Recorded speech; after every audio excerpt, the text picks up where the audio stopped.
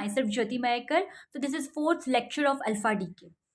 So in the last lecture we talk about Geiger law, and I told you that time also law and Geiger-Nuttall law.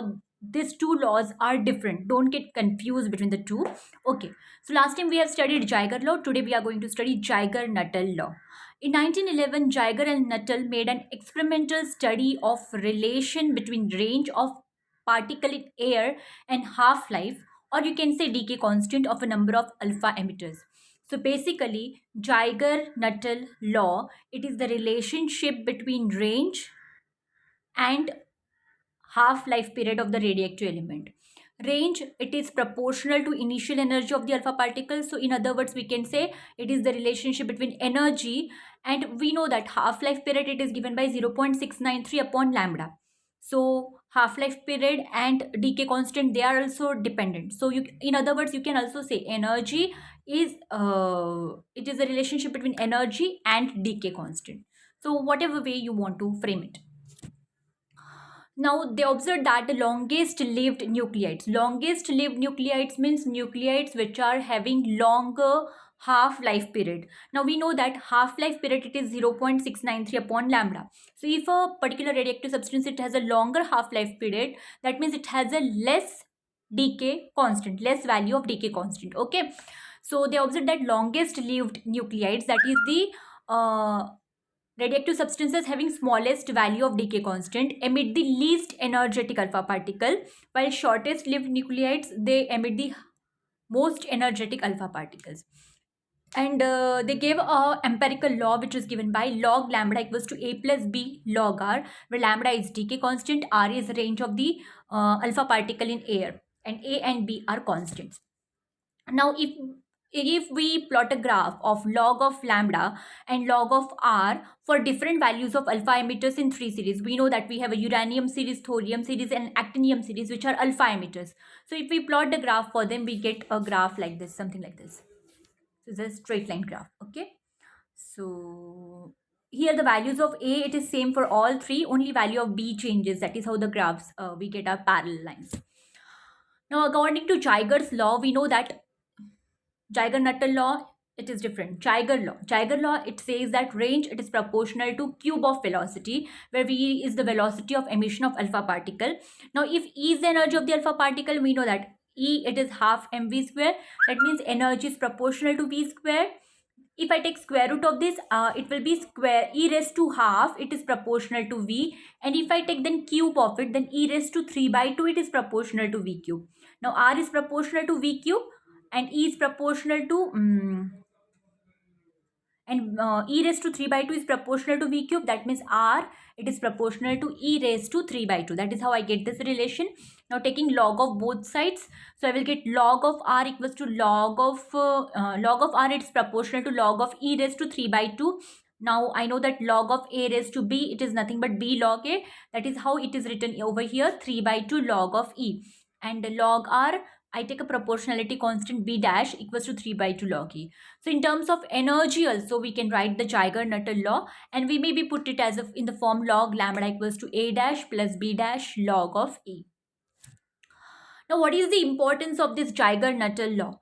The decay constants of many radioactive substances can be determined using this empirical law. That is the one advantage.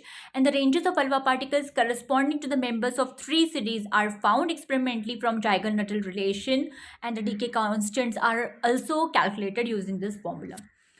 Now let us shift to the new topic, that is fine structure in alpha spectra. So in 1930, it was shown by S. Rosenblum in magnetic deflection experiments that the normal alpha particles emitted by some radioactive nuclides fall into several spaced velocity groups. This I have also explained in a lecture where I have explained the measurement of velocity of alpha particles in magnetic spectrograph experiment, that alpha particles are emitted in groups, and in that groups or most of the alpha particles, they have equal velocity or equal energy, or so we call it as a monoenergetic group of alpha particles. Now each group has a sharply defined range and energy, and the velocities and energies of the different groups differ so little that the ranges of all the particles lie within the region of a straggling. For this reason, the different groups could be separated only if you have a magnetic spectrograph with a very good resolution. If you don't have a magnetic spectrograph with a good resolution, you can't see the distinct groups over there. The discrete, closely spaced components of the alpha rays are said to form a spectrum, or we say that it has a fine structure. Now, why do we get fine structure? The fine structure is because of the close spacing of several monoenergetic groups. There are groups where most of the alpha particles, they have equal energy or approximately same energy or same velocity, you can say, and they are so closely spaced. All these groups are so closely spaced that unless you have a good magnetic spectrograph with good resolution, you cannot see that structure, discrete lines. So that is how we get that fine structure. Okay, now here the alpha particle spectra which we get, we can divide it into three categories. First is spectra consisting of single group or single line, so we get just a single group. Second is spectra consisting of two or more discrete, closely spaced components with intensities of the same or of slightly different order of magnitude. That is how we get the fine structure. And there is a third category, spectra consisting of main group like the second one, and groups of much higher energy, or in that case we call it as a long range alpha particles.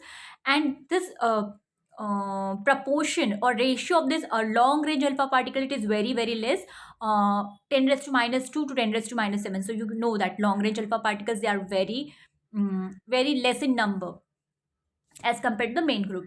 Now, what are short range alpha particles? The fact that alpha particles are emitted with discrete energies led to the conclusion that the nucleus has sharply defined energy levels. Otherwise, alpha particles should have a continuous energy, but they are not having continuous energy. Alpha particles are emitted in discrete groups. That means nuclear energy levels are discrete. When the energy differences between the ground state of the parent nucleus and that of the daughter nucleus is sufficiently large, then the daughter nucleus can be formed in the ground state or in one of the excited state. Hence, short range alpha particles of different energies and therefore different ranges are emitted by the parent. Now, whenever a parent nucleus, it emits alpha particle, most of the time this daughter nuclei which are formed, they are left in excited state, and so as to achieve stability, this daughter nuclei, they emit gamma rays. So a daughter nucleus then comes to the ground state by emitting gamma photons of appropriate energies, and by measurement of gamma energy and alpha energy, the energy levels of the nucleus can be found. Now, what is decay scheme? So decay scheme, basically it is the energy level diagram for the daughter nucleus is usually shown together with the decay data for the parent. So you have a parent atom which emits alpha particles, and you get a daughter element. Now this daughter element which is formed, it is left in the excited state, so it will come to the ground state by emitting gamma rays. So this whole energy level diagram together, here we have a nuclear energy levels corresponding to parent as well as daughter element, so that is called as a decay scheme. Now in the next lecture we are going to in the next video, you can say, we are going to study certain problems related to this decay scheme. We will draw decay scheme for certain problems, and then you will understand what is decay scheme in more detail. Thank you so much. Yeah.